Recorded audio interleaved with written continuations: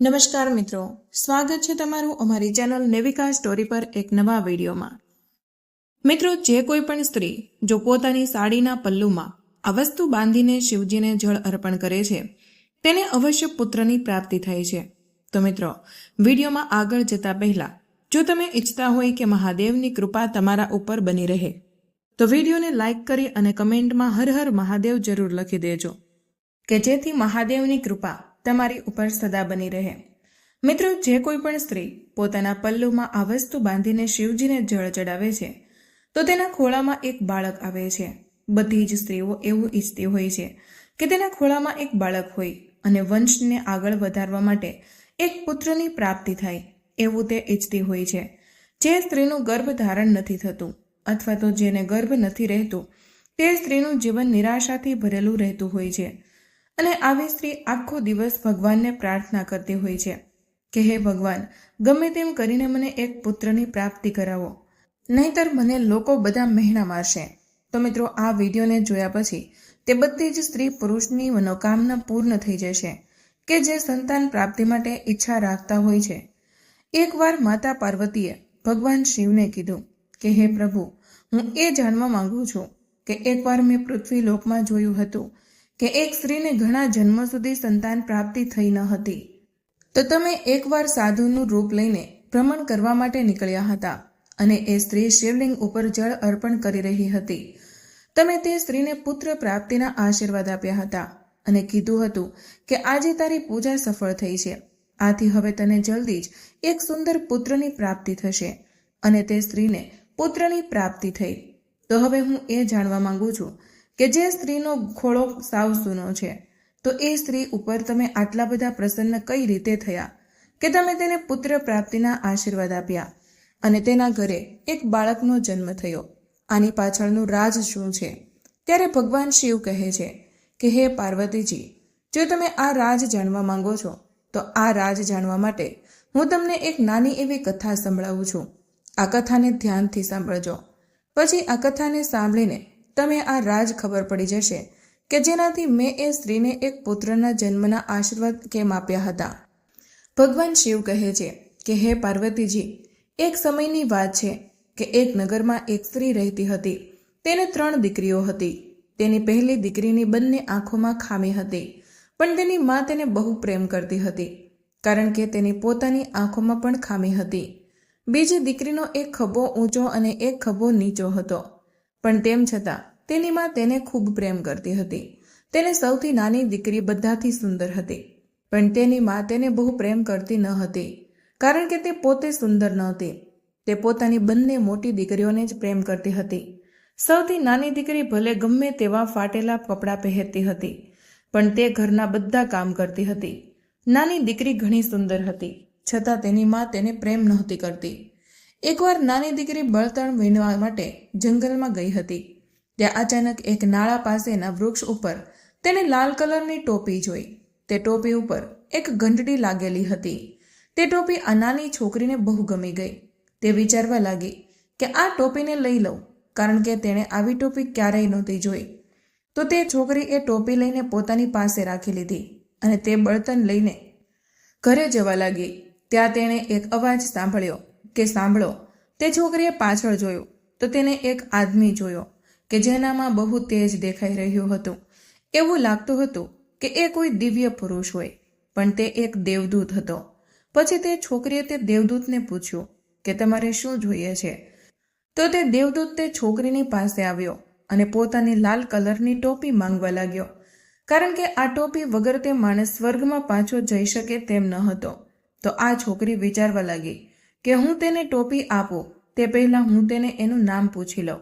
પછી તે છોકરી કહેવા લાગી કે આ ટોપી તમારી છે તો આ વૃક્ષ ઉપર કેમ આવી ગઈ?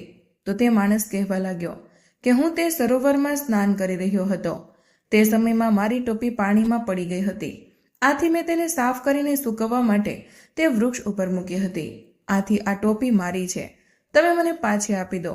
ભગવાન શિવ કહે છે કે હે પાર્વતીજી, પછી તે દેવદૂતે પોતાની હકીકત તે છોકરીને જણાવી દીધી। તો તે છોકરી વિચારવા લાગી કે હવે તે શું કરે। તે એવું વિચારતી હતી કે જો તે માણસને ટોપી પાછી આપી દેશે તો તે એના બદલામાં શું આપશે।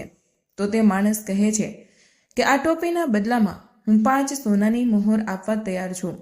તો તે છોકરી એવું વિચારવા લાગી કે આ ટોપી આગળ સોના મોહર ઓછી કહેવાય. તો તે માણસ કહે છે કે તો હું તમને 100 સોનાની મોહર આપું છું, પણ તમે મને ટોપી પાછી આપી દો. તો તે છોકરી કહેવા લાગી કે ના, મને સોનાની મોહર નથી જોઈતી, આવી ટોપી મને પછી નહીં મળી શકે. તો ત્યારે તે દેવદૂતે પોતાનો હાથ બતાવ્યો. તેમાં જોયું તો એક સફરજનનું બી ચોટેલું હતું. તો તે છોકરી કહેવા લાગી કે આ શું છે? તો તે કહેવા લાગ્યો કે આ સફરજનનું બીજ છે, આને તું પોતાના ઘરની પાસે વાવી દેજે. આમાંથી ખાલી એક જ સફરજન આવશે. જે કોઈ લોકો આ સફરજનને જોશે તો તે ખાવા માટે લલચાશે, પણ આ સફરજનને તારી સિવાય કોઈ બીજું તોડી નહીં શકે. જ્યારે તને તરસ લાગશે તો આ સફરજન ભોજન અને પાણી બંને બની જશે, અને જ્યારે તને ઠંડી લાગશે તો આ ગરમ કપડાં બની જશે. બીજી એક વાત એ છે કે જ્યારે તું આ સફરજનને તોડીશ તો એ જ સમયે આ સફરજનની જગ્યાએ બીજું સફરજન આવી જશે. આથી આ વૃક્ષો પર એક સફરજન હંમેશા રહેશે. પછી તું તારી જે પણ સમસ્યાનું સમાધાન કરવા માંગતી હોય તો આ સફરજનને ખાધા પહેલા તારી સમસ્યાનો હલ થઈ જશે. આથી આ સફરજનનું બી તારા માટે બહુ મહત્વનું છે. હવે તું મારી ટોપી મને પાછી આપી દે. ભગવાન શિવ કહે છે કે હે પાર્વતીજી, આવી રીતે જે છોકરી હતી એ આ જાદુવાળા સફરજનના બીજને જોઈને ખુશ થઈ ગઈ. તે પછી એ છોકરીએ તે દેવદૂતને તેની ટોપી પાછી આપી દીધી અને તેની પાસેથી આ સફરજનનું બીજ લઈ લીધું. આવી રીતે તે દેવદૂત ટોપી લઈને ગાયબ થઈ ગયો અને આ બાજુ આ છોકરી સફરજનના બીજને લઈને ઘરે જતી રહી. ઘરે જઈને તેને પોતાના ઘરના મુખ્ય દ્વારની બાજુમાં આ બીજ વાવી દીધું. તે સવારે જાગીને જોયું તો ત્યાં સફરજનનું મોટું વૃક્ષ ઉગી ગયું હતું અને તે વૃક્ષમાં એક સફરજન લટકી રહ્યું હતું. છોકરીએ તરત જ તે સફરજન તોડી લીધું. જેવું તેણે સફરજન તોડ્યું કે તેની જગ્યાએ પાછું બીજું સફરજન આવી ગયું. તેને ભૂખ લાગી હતી તો તેને તે સફરજન ખાઈ લીધું. થોડીક વાર થઈ તો તેની મોટી બહેન બહાર આવી. તેણે આ સફરજનનું વૃક્ષ જોયું અને ઉપર સફરજન લટકતું જોયું. તે વિચારવા લાગી કે આ સફરજનનું વૃક્ષ રાતોરાત અહીંયા કેવી રીતે આવી ગયું. પછી તેને ઉપર લટકતું સફરજન ખાવાનું મન થયું, એટલે મોટી છોકરી સફરજનના ઝાડ ઉપર ચડવા લાગી. પણ તે જેવી જ ઉપર ચડી હતી તો તે સફરજન તેનાથી અંબાતું જ ન હતું, કારણ કે તે ઉપર ને ઉપર જતું હતું. પછી તે હાર માનીને નીચે આવી ગઈ. ત્યાં થોડીવારમાં તેની બીજી બહેન આવી, પણ તેનાથી પણ તે સફરજન ન તોડાયું. પછી તેની મા બહાર આવી તો તેણે પણ જોયું કે બહાર સફરજનનું ઝાડ હતું, પણ તેનાથી પણ તે સફરજન હાથમાં ન આવ્યું. માત્ર નાની દીકરી જ આ સફરજનને તોડી શકતી હતી. જ્યારે તેને ભૂખ લાગતી ત્યારે આ સફરજનનું ફળ તેની ભૂખ સંતોષી દેતું હતું, અને તેને કોઈ પણ વસ્તુની જરૂર પડતી તો તે સફરજનમાંથી જ બધી વસ્તુ મળી જતી હતી. આવી રીતે તે નાની દીકરી દુનિયાની સૌથી શક્તિશાળી અને નસીબદાર છોકરી બની ગઈ હતી. ભગવાન શિવ કહે છે કે આવી રીતે સમય વીતતો હતો અને એક દિવસ એક રાજા પોતાના સૈનિકો સાથે ત્યાંથી નીકળ્યો. તેની પાસે ધનની કોઈ કમી ન હતી, પણ તેને કોઈ દીકરો કે દીકરી ન હતા. તે રાજાને 4 રાણીઓ હતી, પણ ચારેય રાણીઓને કોઈ સંતાન ન હતું. રાજાએ ઘણા બધા ઉપાયો કર્યા હતા, પણ તેને કોઈ સંતાન પ્રાપ્તિ થઈ ન હતી. આ બાજુ જ્યારે રાજા એ ગામમાંથી નીકળ્યો કે જ્યાં આ સફરજનનું વૃક્ષ હતું, તો તે રાજાએ આ વૃક્ષ ઉપર સફરજનને જોયું. તેને જોઈને જ રાજાના મનમાં વિચાર આવ્યો કે આ સફરજનને હું ખાઈ લઉં. પણ તે રાજાએ તેના સૈનિકોને બોલાવ્યા અને કહ્યું કે આ સફરજનને તોડીને લાવે અને તેના બદલામાં તેના માલિકને સોનાના સિક્કા આપે. તે સૈનિક તે છોકરીના ઘર પાસે આવ્યો, દરવાજો ખખડાવ્યો અને તેની માએ દરવાજો ખોલ્યો. સૈનિકે કીધું કે રાજાને આ સફરજન જોઈએ છે, તેના બદલામાં તે તમને સોના આપશે, અને તેની માએ હા પાડી દીધી. સૈનિકે તેની માને બધું સોનું આપી દીધું. સૈનિક તે સફરજનના ઝાડ ઉપર ચડ્યો, પણ તે સફરજન હાથમાં આવતું ન હતું. આવી રીતે તે સૈનિક રાજા પાસે ગયો અને કહેવા લાગ્યો કે તે સ્ત્રીએ મને હા તો પાડી દીધી, પણ તે સફરજન મને બહુ ઊંચું લાગે છે, મારા હાથમાં જ નથી આવતું. પછી રાજાએ બીજા સૈનિકને મોકલ્યો, પણ તેનાથી પણ કંઈ ન થયું. તે પણ રાજાની પાસે ખાલી હાથે આવ્યો. પછી રાજા પોતે જ ત્યાં ગયો, પણ તેના છતાં તેના સફરજન તેને ન મળ્યું. પછી રાજા તે સફરજનની સુગંધ લઈને પોતાના ઘરે જતો રહ્યો અને ઉદાસ રહેવા લાગ્યો. પછી તેણે એક બુદ્ધિમાન માણસને બોલાવ્યો અને તે સફરજન લેવા માટે કીધું. તેણે ત્યાં જઈને રાજા પાસે આવીને કીધું કે આ સફરજનને એકમાત્ર છોકરી જ તોડી શકશે, કારણ કે આ સફરજનનું વૃક્ષ તેનું પોતાનું છે. તો તે રાજા પણ પોતાના સૈનિકો સાથે તે છોકરીના ઘરે આવે છે, પણ ત્યાં તે નાની છોકરી ન હતી. તે બુદ્ધિમાન માણસ તેની માને કહેવા લાગ્યો કે તમારી નાની દીકરી ક્યાં છે કે જેનું આ સફરજનનું ઝાડ છે. નાની દીકરીની મા કહેવા લાગી કે અત્યારે તો મારી નાની દીકરી ઘરે નથી, તમે અત્યારે જતા રહો. જેવી તે આવશે તો હું તેની સાથે આ સફરજન તમને મોકલાવી દઈશ. પછી રાજા પણ પાછા જતા રહે છે. નાની દીકરી જ્યારે ઘરે આવે છે ત્યારે તેની મા તેને કહે છે કે તું આ સફરજન તોડીને મને આપ, કારણ કે આ સફરજન રાજાને જોઈએ છે. જો તું મને આ સફરજન નહીં આપે તો હું તને કૂવામાં નાખી દઈશ. તે નાની છોકરીએ ડરીને તે સફરજન તોડીને તેની સૌથી મોટી બહેનને આપી દીધું અને તે મોટી બહેન તે સફરજન લઈને રાજાની પાસે જાય છે. રાજાએ તે છોકરીને પોતાની પાસે બોલાવી. પછી તે છોકરી જેવો પોતાનો રૂમાલ ખોલે છે તો તેમાં સફરજનની જગ્યાએ એક ગોળ પથ્થર નીકળે છે. આ જોઈને રાજાને ગુસ્સો આવે છે. આથી તે છોકરીને બહાર કાઢી નાખે છે. પછી રાજા કંટાળીને પાછો તેના એક સૈનિકને તે છોકરીના ઘરે મોકલે છે. સૈનિક તેની માને કહે છે કે તમારી કોઈ બીજી છોકરી છે? તો તે મા કહે છે કે હા. સૈનિક કહે છે કે તો તમે તેને કહેજો કે તે સફરજન લઈને રાજાના મહેલમાં આવે. છોકરીની મા કહેવા લાગી, હા, હું તેને કહીને તેની પાસે સફરજન મોકલાવીશ, પણ અત્યારે તમે જતા રહો. સૈનિક પાછો મહેલમાં આવી જાય છે, પણ જ્યારે તેની મા તેની વચ્ચેની દીકરીને સફરજન આપીને રાજા પાસે મોકલે છે તો રાજા પહેલાં તેને પોતાની પાસે બોલાવે છે. તે છોકરી રૂમાલ ખોલીને જુએ છે તો એમાં ધૂળ નીકળે છે. આથી રાજાને પાછો ગુસ્સો આવે છે અને તે છોકરીને પણ મહેલમાંથી બહાર કાઢી મૂકે છે. હવે રાજાને સમજાતું ન હતું કે આવું શાના કારણે થઈ રહ્યું છે. પછી રાજાએ પાછો એક સૈનિક તે છોકરીના ઘરે મોકલ્યો અને તેની માને પૂછ્યું કે તમારે કોઈ ત્રીજી દીકરી છે? તો તેની મા કહેવા લાગી કે હા, મારે ત્રીજી દીકરી છે, પણ તે કંઈ કામની નથી, એ ખાલી રખડતી જ હોય છે. રાજાનો સૈનિક કહેવા લાગ્યો કે તે અત્યારે ક્યાં છે? તો તેની મા કહેવા લાગી કે તે તો જંગલમાં બણતણ વીણવા ગઈ છે. પછી તેને નાની દીકરીને ઘરે બોલાવી. થોડી વાર થઈ તો તે ઘરે આવી ગઈ હતી. તે સૈનિક તે નાની દીકરીને કહેવા લાગ્યો કે શું તું રાજા માટે આ સફરજન તોડીને લાવી શકીશ? તે નાની દીકરી સફરજનના ઝાડ પાસે જાય છે અને તે સફરજનને તોડીને લઈને આવે છે. ત્યાં અચાનક તે સૈનિક પોતાનો મુગટ ઉતારીને નમીને તે છોકરીને પ્રણામ કરે છે, કારણ કે તે એ જ છોકરી હતી કે જેને તે શોધી રહ્યો હતો. આ પ્રકારે તે સૈનિકે તે છોકરીને રાજાના મહેલમાં આવવા કહ્યું. છોકરીએ તે સફરજન પોતાના રૂમાલમાં બાંધી લીધું અને તે રાજાના સૈનિકની પાસે જવા લાગી. રાજાના મહેલમાં આ છોકરીને જોઈને બધા હસવા લાગ્યા.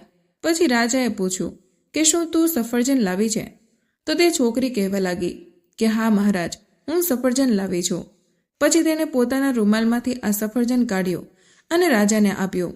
રાજાએ તે સફરજન થોડુંક ખાધું અને તેને એવું લાગ્યું કે તેને આવું સફરજન પહેલાં ક્યારેય ખાધું ન હતું. પછી રાજા એવું વિચારવા લાગ્યા કે આટલી સુંદર છોકરી તેને પહેલાં ક્યારેય જોઈ ન હતી. ભગવાન શિવ એવું કહે છે કે હે પાર્વતીજી, એવું એટલા માટે હતું કે તે છોકરીએ સંતોષના સફરજનનું ફળ ખાધું હતું. પછી તે રાજાના તે છોકરી સાથે લગ્ન થઈ ગયા. પછી તે નાની છોકરીની માગ અને તેની બંને બહેન પણ તે મહેલમાં આવી ગઈ. તે વિચારવા લાગી કે અમે જે દીકરીને સૌથી વધારે હેરાન કરી અને તેને બહુ મહત્વ પણ ન આપ્યું, તેના લગ્ન રાજાની સાથે કેવી રીતે થઈ ગયા.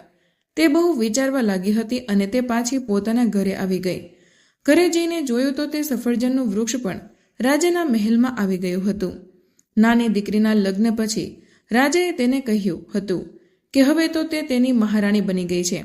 રાજાએ નાની મહારાણીને કહ્યું કે મેં અત્યાર સુધીમાં 4 લગ્ન કર્યા છે, પણ કોઈ મહારાણીએ મને બાળકનું સુખ આપ્યું નથી. કોઈને પણ સંતાન પ્રાપ્ત થયું ન હતું. પણ મને હવે તારી ઉપર પૂરો વિશ્વાસ છે કે તું નિશ્ચિત રૂપથી મારું સપનું પૂર્ણ કરીશ અને તું રાજમહેલમાં એક સુંદર બાળકને જન્મ આપીશ. પછી તે નાની મહારાણી કહેવા લાગી કે હે મહારાજ, તમે ચિંતા ન કરો. પછી સવારે ઉઠીને નાની રાણી સફરજનના વૃક્ષની નીચે ગઈ અને તે સફરજનના વૃક્ષને કહેવા લાગી કે મારે એક પુત્રની પ્રાપ્તિની ઈચ્છા છે કે જે રાજાના વંશને આગળ વધારી શકે. પછી તે સફરજનના વૃક્ષમાંથી એવો અવાજ આવ્યો કે મહારાણી, તું ચિંતા ન કર, તારું આ સપનું અવશ્ય પૂરું થશે. બસ તું ખાલી આ સફરજનને તોડી લે. જેવી જ તું આ સફરજનને તોડી લઈશ પછી આ સફરજન દૂર્વા ઘાસ બની જશે, એટલે કે ધરોડી બની જશે.